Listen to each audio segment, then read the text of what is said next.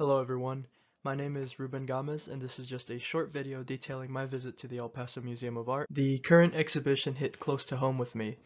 As someone interested in a career in conservation biology, seeing the topics of conservation, extinction, and ethics displayed in such a large magnitude was quite harrowing.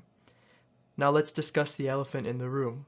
The exhibition does an extremely good job at conveying the message that there is something very serious occurring with poaching, pollution, and in the way humans treat animals in general. In choosing just one piece to analyze for this project, this one here really caught my eye. This was partly due to it being the only monochromatic work in this particular room, and also due to the scale of it. The work is actually quite large. This is Cinco de Mayo by James Drake. Immediately there was a sense of familiarity to this piece. I had seen it before in some way. More on this later. It's done in charcoal on paper and framed in steel. There's an accompanying sculpture of a train below. It was done from 1988 to 1989. Moving on to the formal analysis, it's a two-dimensional drawing. It's a close composition framed in steel.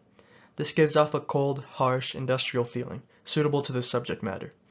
Drake utilizes soft, actual line, which is not very precise, but is quite forceful in regard to the figures. It's asymmetrical. If one was to divide it in half, both sides look even but show a distinct separation between soldiers and captives, between weakness and power. The overall work is quite low-key, using a monochromatic neutral color scheme. In the foreground we see a firing squad of soldiers aiming their rifles at the middle ground, which is depicting civilians or the captives. The background is a faint cityscape. Of course, there is a focal point, the left area of the work, specifically the captive in the white shirt. The lantern in the image puts very harsh light on him in particular, really emphasizing him and immediately drawing our attention to his expression of horror and fear. There's a stark contrast between the two sides of the piece. Drake utilizes both hatching and cross-hatching to create this distinction between light and shade, or chiaroscuro. In general, all figures depicted are organic or curvilinear because the subject matter is human. However, there is one geometric figure in the piece, the lantern, that is casting the harsh light on the prisoners.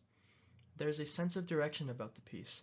Our eyes instinctively follow the implied horizontal line depicted through the shiny rifle barrels, and see where they will eventually end up. Obviously, this is at the focal point, or the man who will be killed next. This is also accomplished through the use of harsh light, almost highlighting him. In cutting out the center of the piece to focus particularly on the two sides, we see some nice use of implied line. On the left side, we see the use of a nearly diagonal implied line in the formation of the captives, as well as an implied curved line formed by the top of the heads of the captives. These were obviously used to portray the feeling of anxiety, stress, and the movement of the civilians as they await their death.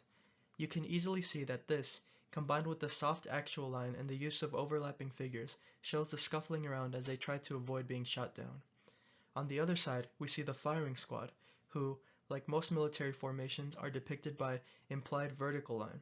They are standing straight up, giving off feelings of attention, tension, and order, a stark contrast between the two sides of the artwork. Moving on to a different form of analysis, a contextual one.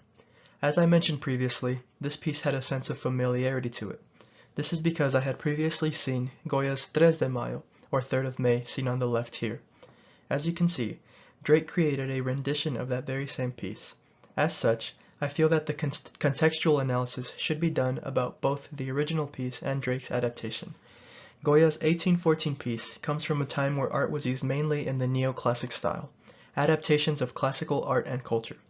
This time period marked a significant paradigm shift in the world of art, away from neoclassicism and toward the Romanticism movement, where curvilinear figures and lines as well as the use of radiant colors were used to express all kinds of emotions. Because of this, one can view Goya's original piece as one that is revolutionary. It challenges the neoclassic traditions and is a piece that depicts quite a harrowing subject, the horrors of war.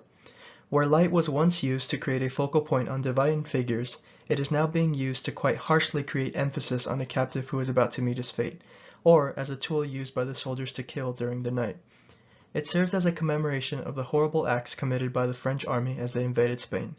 In a way, a permanent memory used to recall the atrocities of war, and as such it is quite anti-conflict or anti-war. In conclusion, Cinco de Mayo by Drake is a stylistic, modern interpretation of Goya's original work, 3 de Mayo, created in a style that Drake seems to follow in many of his other works.